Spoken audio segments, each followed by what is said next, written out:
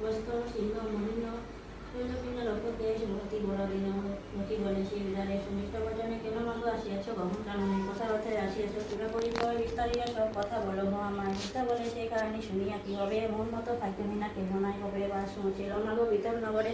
ধনাশৈর্য পরিপূর্ণ ছিল মন করে স্বামী মূল ছিল মাগো দেশে নিপীতি বসানো ছিল লক্ষ্মী সদা তার গতি পুত্র